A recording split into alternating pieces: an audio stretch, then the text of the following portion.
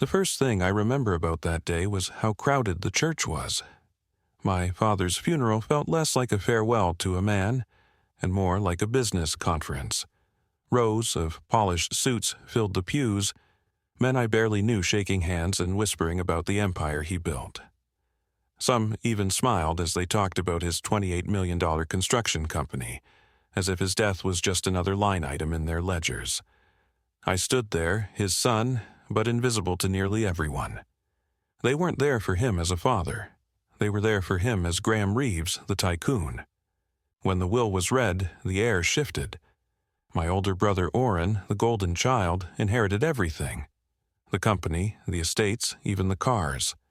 Then the lawyer turned to me, and in front of the entire family handed me a single small envelope.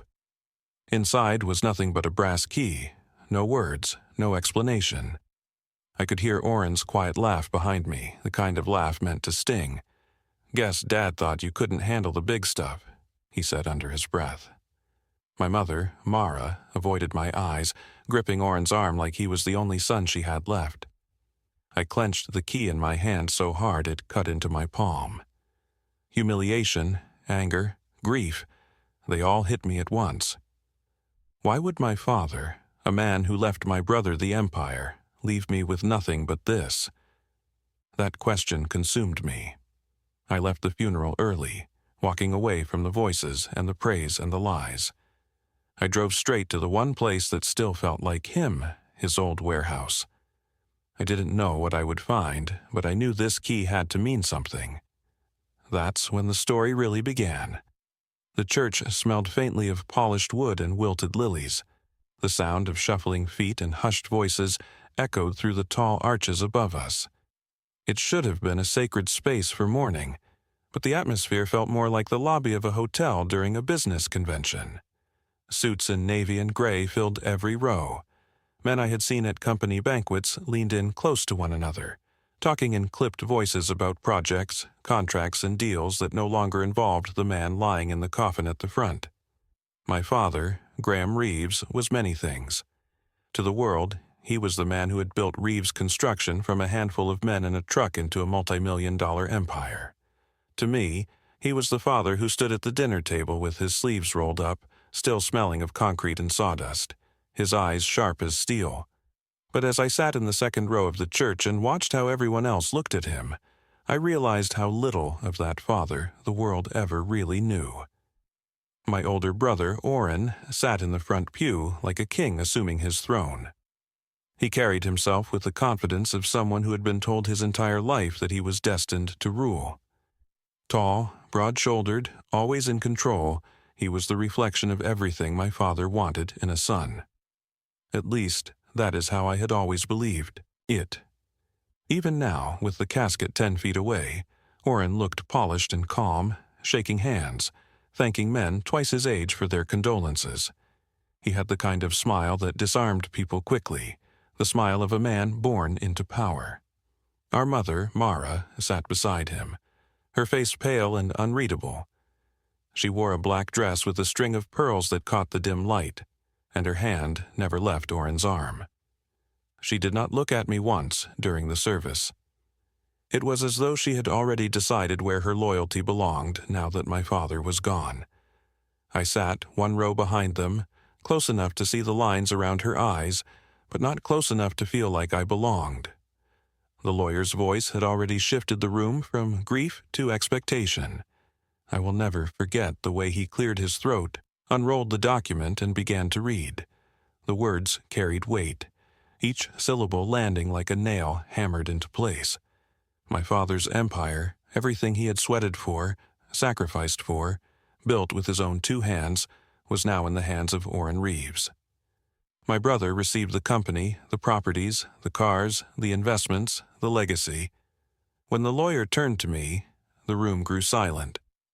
For a brief second, I let myself believe that maybe there was something, some small piece of my father's empire that he wanted me to carry. Instead, I was handed a plain envelope. Inside was a brass key, cold and heavy, with no explanation. The humiliation burned hotter than my grief. I could hear the whispers ripple through the pews. Orrin leaned back slightly, his voice low enough that only I could hear him. Guess Dad always knew who was capable. The words were a dagger, twisting deeper because they sounded exactly like something my father would have said when he was alive. Uncle Lowell, my father's younger brother, sat at the edge of the row. He had the kind of face weathered by years of hard work, his hands rough, his shoulders stooped but still strong. When he leaned toward me, his voice was rough but steady. "Your father always had his reasons, Calder. Don't be too quick to judge him." His eyes flicked toward the key in my palm as if he already knew more than he was saying. I turned it over in my hand, the brass catching the dim church light. A key. That was all my father thought I was worth. The rage built so quickly I had to bite down hard just to keep it contained. I wanted to stand up, to throw the key at the polished casket, to demand an explanation from the man who had ruled my life with an iron hand. But he was gone, and the silence from that coffin was the loudest answer I had ever heard. On the ride home, I couldn't hear the condolences, the murmured sympathies, or even the sound of the engine. All I could hear was the echo of that will, the sound of Orrin's smirk wrapped in words meant to remind me of my place. I thought back to summers spent at the warehouse, where Orrin was given blueprints and handshakes while I was told to sweep floors and fetch tools. "Watch and learn," my father had said countless times, his eyes fixed on Orrin while I stood invisible at his side. That memory pressed against me with suffocating weight as I gripped the steering wheel. But something about Uncle Lowell's words clung to me. Your father always had his reasons. He was not a man who handed out comfort for free. If he said those words, then perhaps the key meant something. I replayed my father's voice in my mind, stern and unforgiving but always deliberate. Graham Reeves never did anything without purpose. By the time I reached the house, I knew I could not let it go. The key weighed on me like a question I was not allowed to leave unanswered. Orrin could have his empire, the public praise, the handshake deals and the glowing obituary. I would take the one thing my father had left for me, however small, and I would find out why. That night I sat alone in my room, the key resting on the nightstand beside me. I stared at it until the moonlight caught its edge, and I made my decision. If my father wanted me to have this, then I owed it to myself to find out what it opened. The anger was still there, the grief still raw, but beneath it all, for the first time that day, a spark of curiosity burned. My father had left Orrin the empire.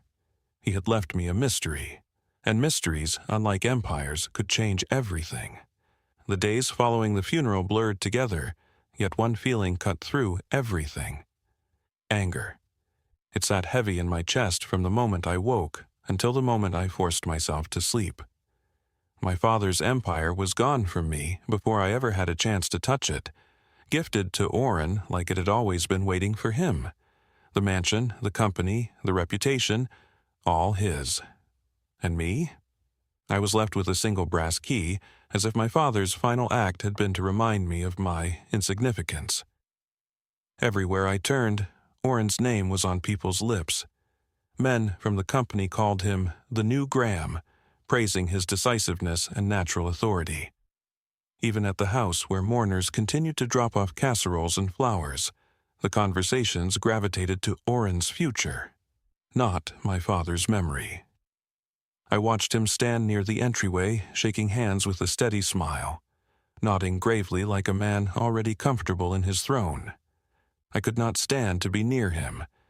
The sight of Orrin laughing with the very men who had spoken of my father in the same way made my blood boil. I cornered him once in the hallway, away from the crowd. "You think this is funny, don't you?" I asked. Orrin raised his brows, not even pretending to misunderstand. "Funny? No, Calder, fitting. Dad knew what he was doing. He left the company to the son who could keep it alive." He leaned closer, his voice low enough for only me. "And he left you a trinket. That tells you all you need to know." I clenched my fists so tight my nails dug into my palms. "You don't know everything. Orrin." He smirked, adjusting his tie like my words amused him. No, but Dad did, and he made his choice. Then he walked away, leaving me burning. That night, I sat on the edge of my bed, staring at the key again. I turned it over and over in my hand, feeling the ridges bite against my skin. If it were truly worthless, why give it to me at all? My father was deliberate to the point of obsession. Every decision he made had a reason. The thought echoed what Uncle Lowell had said in the church. Your father always had his reasons. I decided I needed answers. The next morning, I drove out of town. The further I got from the house, the lighter I felt, though the anger still pushed me forward. The road wound through quiet industrial districts until the familiar silhouette of my father's warehouse appeared. It stood like a relic from my childhood, the place where my summers had been spent sweeping sawdust from the floors while Orrin walked the site with Dad, learning how to negotiate, how to lead, how to command respect. To me, the warehouse had always felt like a prison, a reminder of everything I wasn't. Now, it felt like my only hope. I parked beside the rusted chain-link fence and stepped out. The building loomed, its corrugated walls faded, the once bright Reeves construction sign now dull and peeling. The lock on the front door was old, scarred from years of use. My hand shook slightly as I pulled out the brass key and slid it into the lock. The metal clicked with surprising ease, as if the key had been waiting for me all along. Inside, the warehouse smelled of dust and oil. Rays of light cut through the high windows, illuminating workbenches, scattered tools, and piles of unused materials. Every corner carried memories. I could almost see myself as a boy, broom in hand, watching Dad and Orrin pore over blueprints while my father's voice boomed through the cavernous space. Pay attention, Orrin. One day this will all be yours. The bitterness returned with full force. I walked deeper, my boots echoing on the concrete floor. The warehouse was lined with storage units, metal roll-up doors, each one numbered. My pulse quickened as I scanned them, running my fingers along the cool surfaces until I reached one near the back. The numbers painted above it had faded with time, but the key felt heavier in my pocket as I stopped in front of it. I tried the lock. It resisted at first, then gave way with a sharp click. My hands trembled as I crouched down and slid the key back out. The metal door groaned as I pulled it upward, the sound echoing through the warehouse like a warning. At first, I saw only darkness. Then shapes began to emerge in the dim light, rows of duffel bags stacked neatly from floor to ceiling. My heart pounded as I stepped inside and unzipped the nearest one. Bundles of cash stared back at me, the edges crisp and the green almost glowing. My breath caught in my throat. I reached for another bag. The same. Result? Money, more than I could comprehend, stacked in tight bricks. My mind raced. This was not the fortune the lawyer had spoken of. This was something else. Hidden, secret, far beyond what anyone had mentioned. Why would my father keep this from the family? Why would he leave this to me? And then I saw it. On top of the highest stack of bags sat an old video camera. A faded sticky note clung to it with 2 words scrawled in my father's handwriting. Play me. I froze, my breath shallow. The cash alone was staggering, but the camera felt heavier than everything else in the room combined. My father's voice might still exist on that tape. The man who had ignored me, belittled me, overshadowed me with Orrin. He had left me something, and this was it. The anger that had carried me to this warehouse shifted into something else. Suspicion, fear, a strange flicker of hope. Whatever was on that tape would either destroy the little I still believed about my father, or finally explain why he had chosen me, and not Orrin, for this secret. The storage unit felt like a vault sealed off from the rest of the world. Dust hung in the air, catching faint beams of light from the warehouse windows. The stacks of duffel bags filled with cash pressed in around me, but my eyes kept returning to the old video camera perched above them. The sticky note with 2 words, play me, was more powerful than the millions at my feet. My heart hammered as I reached for it. The plastic casing was worn, the buttons scuffed from years of use. It felt heavier than it should have, as if it carried not only my father's voice but his final judgment. I hesitated. The anger that had driven me here burned alongside a new kind of fear. What if this tape confirmed everything I had believed about my father? That I was unworthy. That Oren was the only son who mattered. What if this was his last way of reminding me of my place? I sat down on a wooden crate in the corner of the unit, clutching the camera like it might bite. My hands shook as I searched for batteries and a charger, and I found them tucked neatly inside a small metal toolbox on the floor. Of course, my father had planned ahead. He had always been a man who thought 5 steps further than everyone else. The realization unsettled me. This was no accident. He had wanted me to find this. As I worked to get the camera running, flashes of memory forced themselves into my mind. Summers spent here in this very warehouse. Oren standing tall beside our father, while I swept sawdust from the floor. The sting of sweat in my eyes as I carried heavy beams, ignored while Oren was praised for memorizing measurements. My father's voice calling me careless, slow, unfocused. Every word carved deep grooves in me that had never healed. I gritted my teeth. If this tape held more of that, I did not know if I could bear it. The screen flickered to life, a dull gray glow against the dim storage unit. I hovered over the play button, my thumb trembling. That small button felt like the line between the life I had always known and whatever truth my father had hidden. I could almost hear Oren's mocking voice in my head. "You will never measure up, Calder." I clenched my jaw and pressed play. The screen stayed black for a moment, and I thought the tape might be blank. Then the image appeared. My father sat at his office desk, the same heavy oak one that now belonged to Oren. His shoulders seemed broader on the screen, his presence commanding even through a faded recording. But his face was older, tired, the hard edges softened by something I had rarely seen in him, weariness. I almost stopped the tape then, unable to face what might come. But I forced myself to keep watching. He cleared his throat, his voice deep and deliberate. "Calder, if you are watching this, then I am gone, and you are standing where I once stood." The sound of my name nearly knocked the breath from me. He had said my name directly, not Oren's, not both of ours together. Mine. "I know what you are feeling," he continued. "Anger, betrayal, confusion. I left you little in the eyes of the world, and I did it on purpose. Your brother Oren now carries the empire because he is exactly like me. Ruthless, ambitious, driven to win at any cost. That is what Reeves Construction requires to survive, but it is not what I want for you." The words twisted inside me.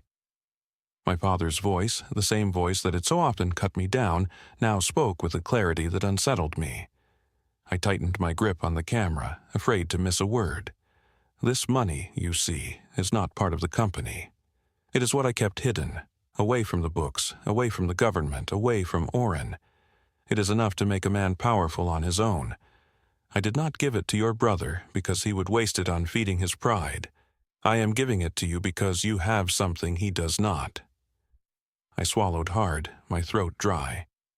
I wanted to scream that he was wrong, that he had never seen anything in me worth praise. Yet his voice kept pressing into me, steady and unyielding. "You notice people. You see things others overlook. You may not believe it, but I always saw that in you. While your brother fought to be seen, you paid attention to what was real. That is why I trust you with this. You can walk away and leave it here, or you can use it to build something better than I ever did. The choice is yours, Calder." The screen flickered, then went black. The tape ended. I sat frozen, the silence in the storage unit deafening. My chest rose and fell in heavy bursts as his words replayed in my mind. For the first time in my life, I had heard my father acknowledge me not as a failure, but as someone different, someone deliberate, someone trusted. The anger that had pushed me here shifted into something far heavier. This was not just an inheritance. It was a responsibility. My father had placed in my hands a fortune that could corrupt me if I became like Oren, or change me if I chose another path. I looked around at the duffel bags again. Each one was filled with the potential to alter lives, to build or to destroy. My hands trembled as I zipped the nearest bag shut and set the camera gently on top. This was my turning point.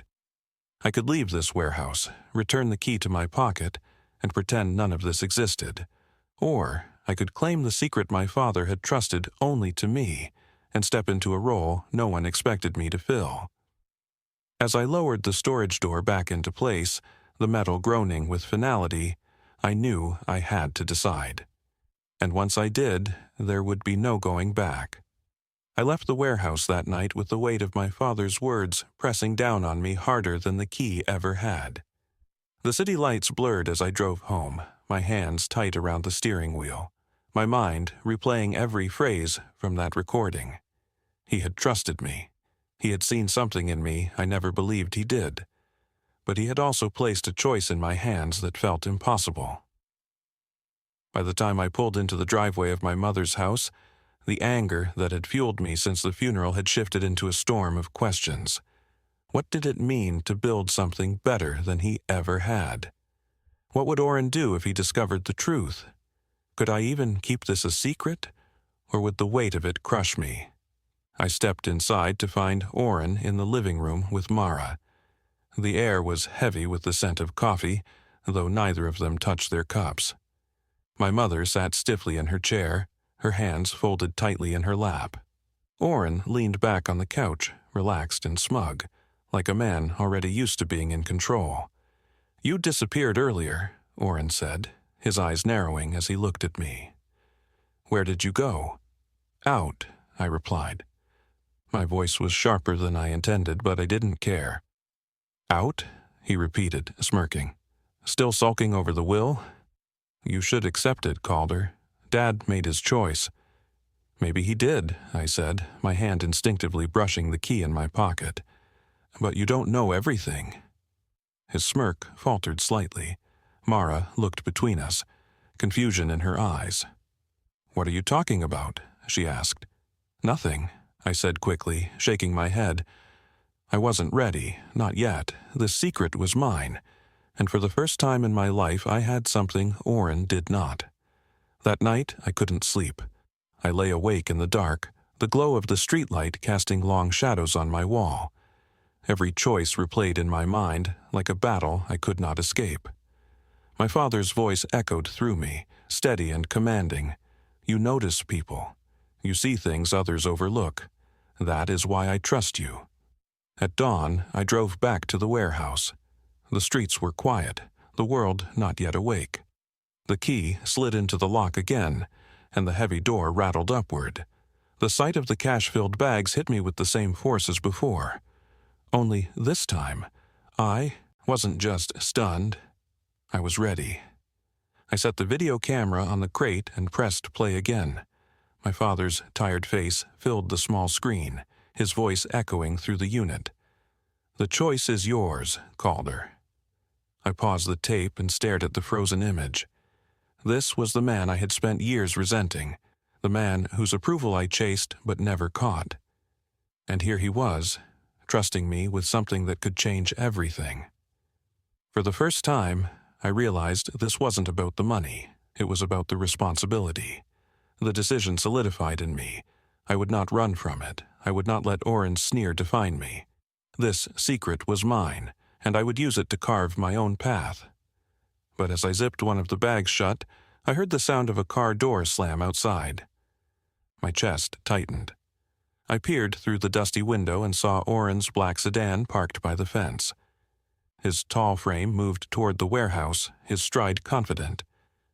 Panic surged. How had he found me? Did he follow me? The door creaked open, and Oren stepped inside. His eyes scanned the warehouse, sharp and suspicious. "I knew you were hiding something," he said. His gaze landed on the storage unit door, still open, and then on me, standing among the duffel bags. His face hardened. "What is this?" he demanded. I stood my ground, the key still in my pocket, my heart pounding. "It's what Dad left me." Oren's eyes darted to the cash, then back to me. His lips twisted into a snarl. "You think this belongs to you? You couldn't handle a sweeping the floors, Calder. Dad knew I was the one meant to carry everything. Hand it over." "No," I said firmly. My voice surprised even me. It carried a strength I had never heard before. Oren stepped closer, his fists clenched. "You always wanted to believe you mattered. You didn't. Dad made me his heir for a reason." I pulled the camera off the crate and held it out. "Then listen to him yourself." Oren's face shifted with uncertainty. He hesitated, then snatched the camera and pressed play. My father's voice filled the warehouse, echoing against the metal walls. "Oren is too much like me, ruthless, ambitious, blind to people. I cannot trust him with this." The words hung in the air like thunder. Oren froze, his face draining of color. For once, his confidence cracked. He stared at the screen as our father's voice continued, speaking of me, of trust, of choice. When the tape ended, silence followed. Oren's jaw tightened, his fists shaking. He was wrong, he spat. He was old, tired, losing his mind. He never understood what it takes. But I saw it in his eyes. Doubt, fear, the same fear that had lived in me my whole life now lived in him.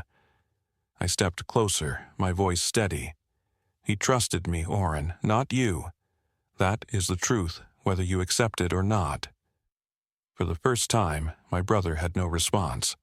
He looked at me with a mixture of rage and disbelief, then stormed out of the warehouse, the door slamming behind him. I stood alone in the silence, surrounded by the fortune and the weight of my father's words. My chest heaved, my hands still trembling, but I knew something had shifted forever. For the first time, I wasn't the shadow. I wasn't the overlooked son.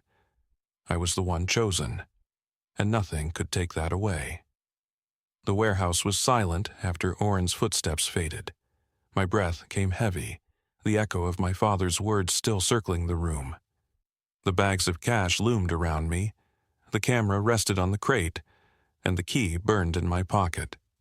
I felt like I had stepped out of one life and into another. For years, I had carried the weight of being second best. Every time I stumbled, my father pointed it out. Every time Oren succeeded, he praised him like the sun rose and set on his shoulders. I thought that pattern would follow me to the grave. But in that moment, as I stood in the place my father had deliberately prepared for me, I realized he had been watching me more closely than I knew. I left the warehouse with my head high, something I had never done before. The anger that had driven me there had burned away, replaced with determination. Oren might control the company, the name, and the empire, but I carried something far heavier, my father's final trust. Back at the house, my mother noticed the change. She looked at me with cautious eyes, as if she sensed a shift she could not explain. Oren avoided me. He spoke less, his usual smugness replaced by a brittle edge. He knew the truth now, even if he refused to say it out loud. My father's words haunted him as much as they guided me. I returned to the warehouse again and again in the days that followed. Each time, I looked at the cash and felt the weight of choice pressing down on me.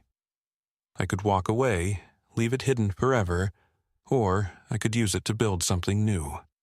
Not an empire like Reeves' construction, built on steel and stone, but something grounded in the trust my father had finally shown me. The money itself no longer scared me. What scared me was becoming the man my father had warned me about. I had seen what blind ambition did to him and to Oren. I did not want to repeat that cycle. I wanted to honor my father in a way that meant more than profit and contracts. I started small. I took a single bag and used it to help workers who had been loyal to Reeves Construction for decades, but were suddenly left behind under Oren's rule. Men with broken backs, families struggling to pay for medical bills, young apprentices who needed a chance. My father had built his empire on their sweat, and now it was time someone remembered them. Each step I took with that money, I felt closer to the man my father had seen in me. I realized the key he had given me wasn't just for a lock, it was for a door I had never believed I could open, a door to my own worth. Oren tried to corner me again weeks later. He warned me that meddling with the company's people would only make things worse.